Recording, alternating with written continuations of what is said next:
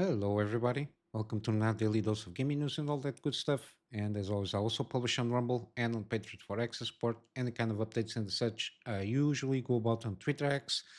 Um, Yesterday, I did manage to publish the Callisto Protocol episode, and we will resume on Monday the next episode.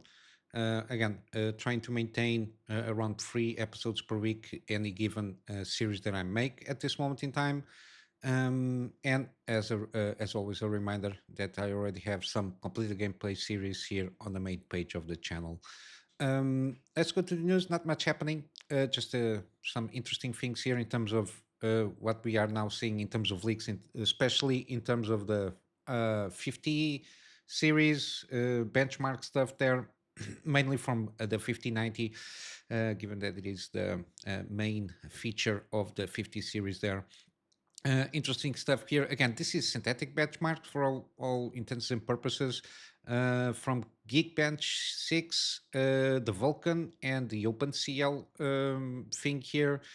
I usually don't use any kind of this Geekbench and other stuff in terms of software.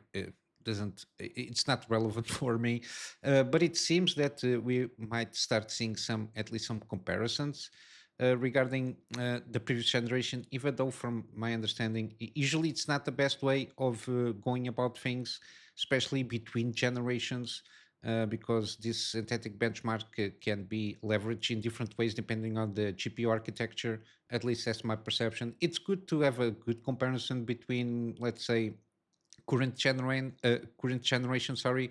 So it's going to be good for us to have an idea, maybe between the 50 series. At least that's my perception. But it seems that, especially on Vulcan score, we got 3 runs that were benchmarked, and we might seeing around between 26 to 30% faster than 4090. And on the Geekbench, the OpenCL part of the thing, it seems to be a little bit less. So between six and a half, give or take, and 15%. Again, I don't know how this will might be in terms of gaming performance. We don't know for sure, but at least we are getting a little bit more data for us to follow through until we get the proper reviews there. Also, I think it's to drive a little bit interest in the 50 series. But yeah, again, from the data that I've been seeing, I don't think we're going to have like huge amounts of uplift in terms of performance, especially from the 4090 to the 5090. I think still from the 50 series, the GPU that it seems more interesting, especially from the price to performance, might be the 5070 Ti. Again, it has supposedly it's for 1440p. I think they are trying to drive that GPU to be more playable for 1440p or upscale 4K, of course. And it has 16 gigabytes of VRAM. So I think and the price is kind of ish, okay-ish. But yeah, with we are seeing some stuff regarding, especially from the 59, 5080, because they are the ones that are going to be launched first. We've been seeing that it seems that there's not going to be a lot of stock on the launch. Again, I am assuming for several reasons. First, there is no competition from AMD or Intel in that performance tier. And again, I don't think they have the urgency of putting a lot of inventory, given again the priority is on the AI server stuff there. And again, if you can manage the inventory to a point that you can justify an inflation on the price itself, I think this is kind of a mix of all these conditions that they are going through with the 50 series. But yeah, hopefully, at least the reviews are good. Hopefully, they are good, at least at the MSRP, so you have an idea how much you can leverage the increase in terms of pricing regarding the performance they are going to deliver, and especially comparing what we already have on the market. On the other side of AMD, I watched before doing this video. I got my feed on YouTube there. Murlo is dead. We got some leaks from the 9070 XT and non XT in terms of performance, frame rate performance with like a proper benchmark to a certain degree. Even though again the games that are selected, I will have to assume they are to a certain extent cherry picked to demonstrate the better side of the performance of the 9070 XT. And it can be a little bit finicky to check this, but it seems that in some cases, and given that these benchmarks are native 4K settings and maxed graphic options, it seems, and they are done with the 7800 X3D and 32 gigabytes of RAM, and not on the 6000 because again, it's very weird that now that I've seen this, I'm not sure if the optimization in terms of the RAM timings and frequencies might have any kind of influence on the benchmarks themselves. I'm not sure how well AMD behaves there, even though they say the sweet spot, even for the CPUs at least, is 6000. Um, but yeah, I don't know how much this will interfere with the results themselves. But given that usually we are using 4K settings native, usually the bottleneck tends to be on the GPU side of things. As you can see here on the image, trying to get a better picture here, the upper one is the 9070 XT. The This one, the second one, I think it's the non-XT version. The blue one is the 7900 XTX. The green one, if not mistaken, is the 7900 XT. And then the last one is the 7800 XT. So you can have kind of a good idea of, at least given these conditions, and the fact that we at least have the 4K settings native maxed out in terms of the graphical options. And again, this is a leak from AMD itself. Somebody leaked to Moore's Law is Dead, which is he usually does a good job regarding leaks and the such. And it seems that in a lot of cases, it sticks around almost like 5 to 10% of 7900 XTX. This is rasterized performance here, and in some cases like Hitman 3, the XTX goes full throttle there. And F1 2023 also, it has a lot of more.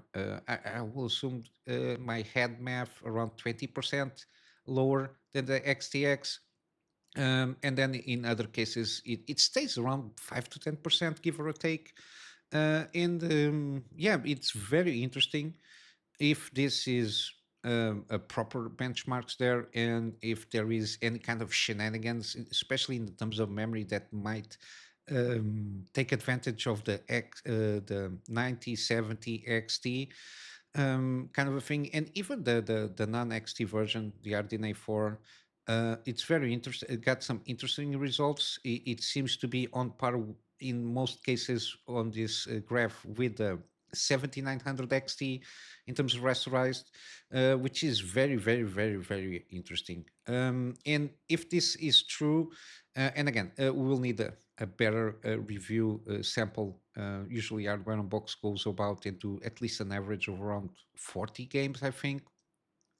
Yeah, we need more information, proper third party information. But yeah, very interesting results here, taking into account the, the the the the results that we have here for these games, and the games are relatively what we usually see on the in the, third party reviewers, which is Watchdog Legion, Fracas 6, Forza Horizon 5, Hitman 3, F1 23, Shadow of the Tomb Raider, Borderlands 3, Horizon Zero Dawn, and Cyberpunk here on the lower hand here. But yeah, very interesting benchmarks. It seems that we might get a good launch on RDNA 4.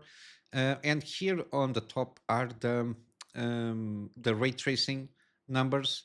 And it seems that RDNA 4 is going to smoke the RT performance comparatively with RDNA 3, which it's was kind of expected, given that there was that information here. We got here on the first one, we've got Black Myth Wukong, which is interesting that we don't see that on Rasterized Performance, given that is a more recent game that might pull out a little bit more on the hardware there. And the ray tracing is high. We got smoking out. This is the RDNA 4, the 9070 XT, non XT, 7900 XTX, 7900 XT, and the 7800 XT. This is ray traced. We don't have a lot of stuff here relatively, if the conditions are the same. Max 4K settings. I'm not sure if the GPUs are able, especially the 7900 XTX. I usually don't use ray tracing, so I don't have even an idea of what the game can achieve, and especially I don't have these games installed, so I never tried anything here.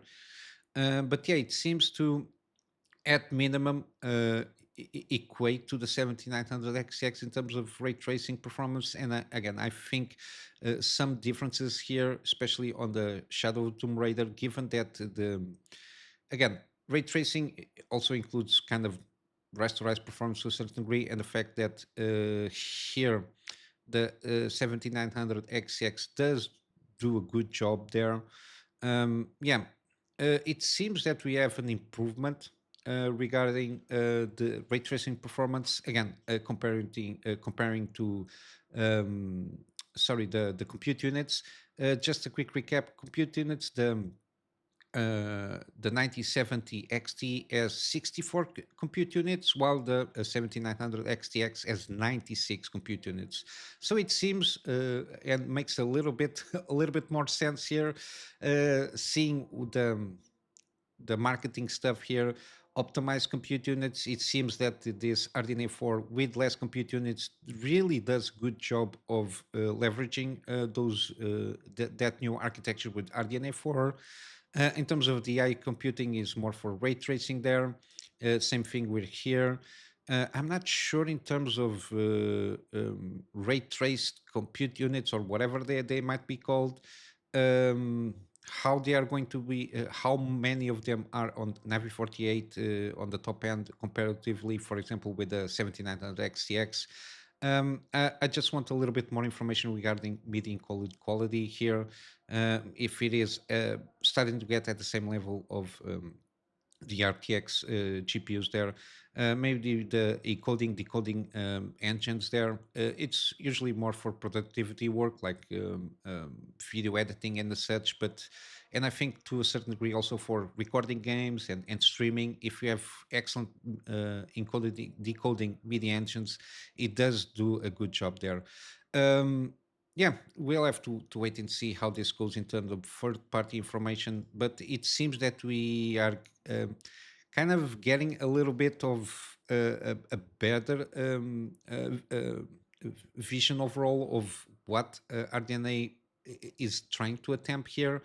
Some people might ask why, with this excellent kind of performance per compute unit, why they didn't go for like competing with the 5090 here. Again, I think it has to do with the fact the Navi 48 is a monolithic design, while RDNA 3 is a chiplet design.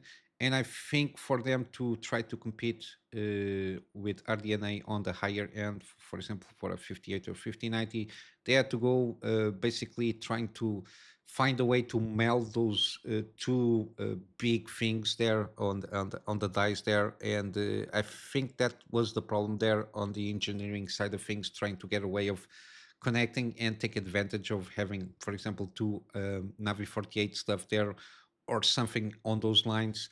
And I think that's why they pass it through for RDNA 4, RDNA 5, sorry, which is going to be the UDNA that I covered yesterday. And they have plans on the next generations to really compete on the higher end of things. And if they are using a similar strategy here, given that with less compute units, they are reaching kind of the almost kind of the same performance. Again, taking into account this is a very small sample, but trying to reach and leverage those compute units basically at the same performance that the 7900 XTX, which has from 64 to now around almost 30% more compute units, but still reaching kind of the same performance. This seems to be very interesting.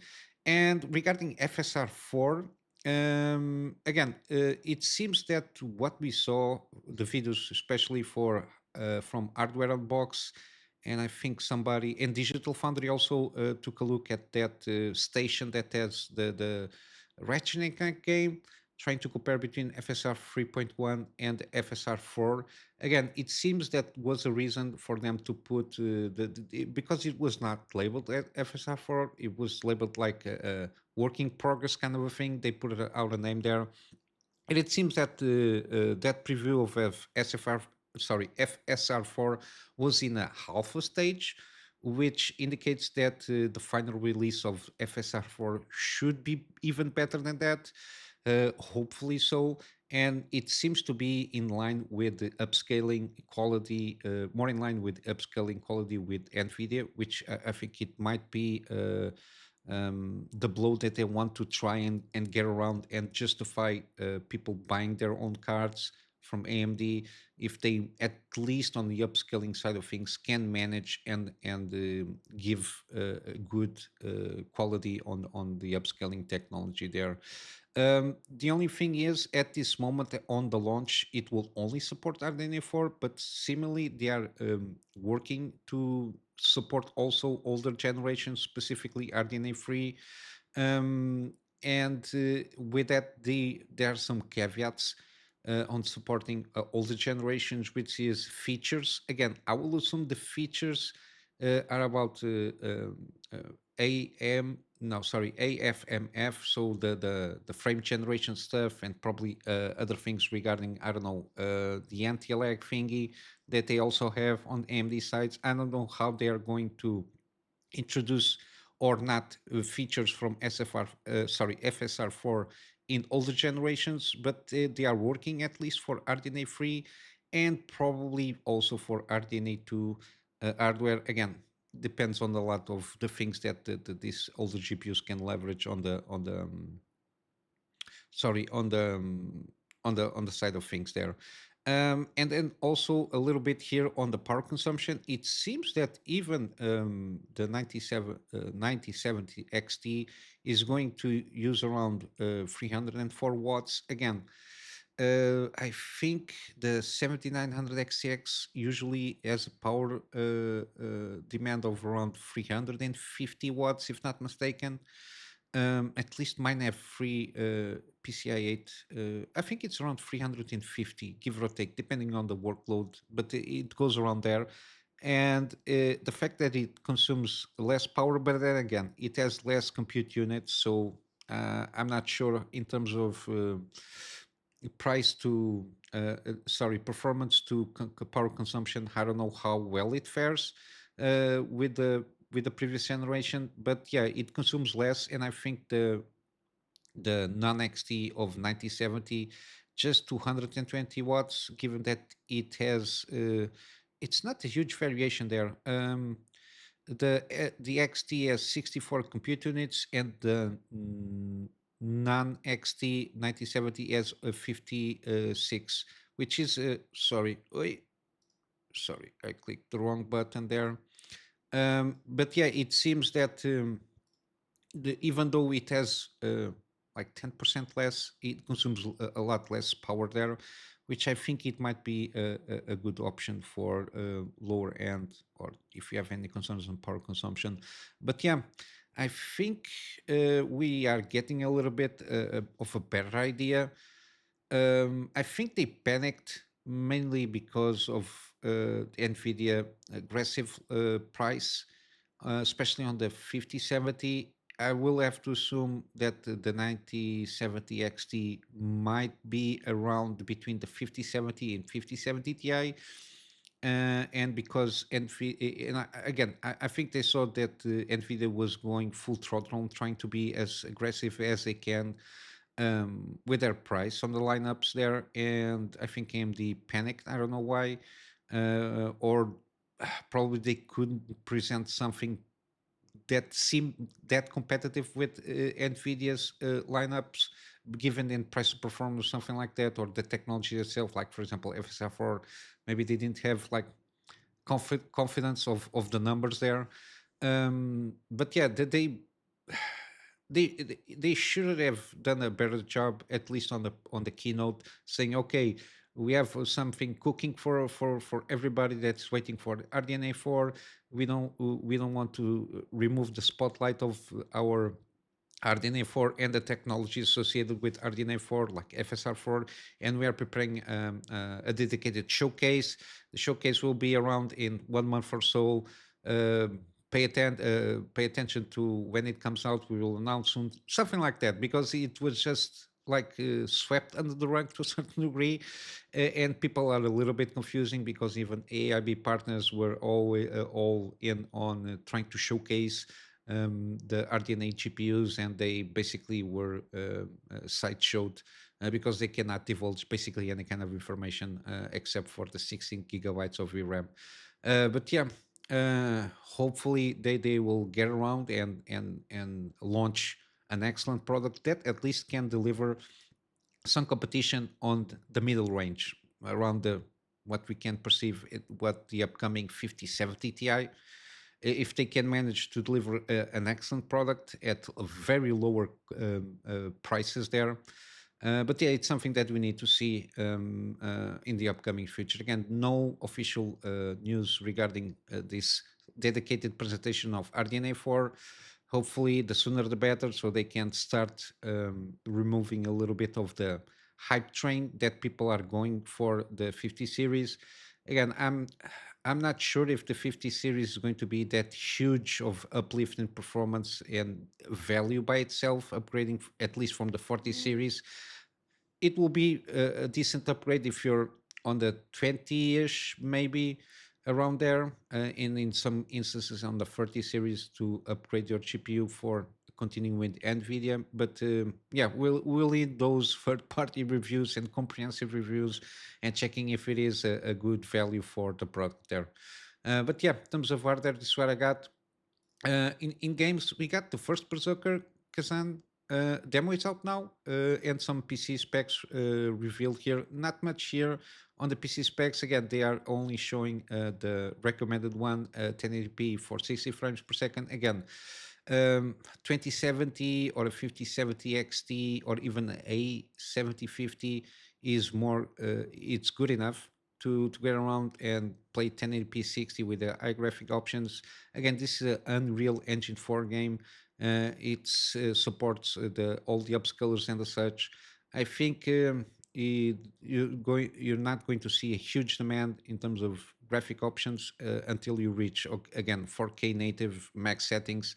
Again, the top tier GPUs, I will assume probably, I don't know, 4070 Ti Super or something like that will be the minimum required there to play the this game. And the demo is out. Already downloaded the demo. It's been out for at least a day or so, and I will try to get some maybe during this week and try to see if I can try out this game. The demo itself supposedly has the two first missions per se of this game. I think it takes around 3 to 4 hours, which is very interesting. And the progress can be passed over to the main game when you search the main game there, which is very interesting. Good to see that we have a demo before the launch. The launch is 27th of March, if not mistaken. Yeah, 27th of March on PC and consoles, which is always good. But yeah, good to see. I'm very curious about this game. The art style seems pretty good. Again, it's kind of a Souls-like kind of a game with a more focused parry system and dodge than what we usually denominate as a Souls-like. And continuing with that Souls-like, we got another game that was announced. It's a kind of, they say it's a Souls-like deck builder, Death Howl. It was announced for PC. Again, very interesting proposition here. I watched the trailer. Turn-based combat with a card play deck builder there. The setup basically, where is it? Step into a realm where sorrow meets strategy. Death Howl weaves a poignant tale of grief, healing, and resilience, crafted in atmospheric souls-like deck builder. Basically, it's I think it's a mother that lost her son, and she goes to the underworld and tries to save her son or bring back him to life, something like that. It's always a good setting here. I think Souls like it's in the sense of the environment here because it has some interesting art style here. It's pixel art, and it's grid turn-based combat there. I'm not sure about how the Souls like goes if you die or something like that. I don't know how it is, but it seems very tactical. Um, but yeah, a very interesting game here. Got some several stages here. Hopefully, we can. A demo will be available January 20th, so we are a couple of days from there. I want to try this one out because this called my attention, mainly for the aesthetic. I always like a good indie game also, and probably I will see if I can manage to try it out. But yeah, this is it regarding news. Gaming deals is the next thing here. So SnowRunner is still on sale, 50% off. Then we got the other editions. I think the most complete one is the 4-year anniversary edition. So yeah, should it's a little bit expensive, but again, I think playing the base game might have a good idea if it's something that you really want to proceed and continue the investment of the editions here. We got also Ghostwire Tokyo is still 80% off on the base game. We got Crypt Custodian, 20% off. Overwhelmingly positive reviews all over the place. So it's one of those that I'm interested in trying out one of these days. Then you got also Pacific Drive. The deluxe edition is still 40% off. On GOG, we got Darkest Dungeon, 85% off. This is the standard edition. I think the ancestral edition might be an extra added value. I don't know. I will leave it up to you. You got also Deus Man, Deus Ex Mankind Divided Digital Deluxe Edition. The prequel here is the sale is up, no more. But yeah, this game is still up for sale, and this is the Digital Deluxe Edition, which has all the DLC stuff there. Then you got Frostpunk. This is the Game of the Year edition, 78% off. We got the Metro franchise bundle, which has the free games, the Redux versions of the first two, plus Metro Exodus and the DLC associated for it. We got also Spiritfarer Farewell Edition, 85% off, and the Thaumaturge, 40% off. This is the standard edition. There is the Digital Deluxe Edition, also 33% off. And also we got Wolfenstein, the 2-pack, which is the Old Blood and the New Order as a combo, 75% off. Then we got also Wolfenstein 2, The New Colossus. This is the Digital Deluxe Edition. And yeah, 85% off. I will just wrap up with the plug on my Patreon, which I completely forgot to open up as a separate tab. Just to wrap up here. Again, I don't lock any content behind a paywall, and I don't intend to. This is more extra support for me to trying to get around if I see can manage to get around and find a better storage solution so I can have backups of the stuff that I do for my clients, and of course some extra space for the videos that I do for the channel. And with all that said, I hope you have a wonderful day. I will see you in the next one. So until then, Kunami Master out.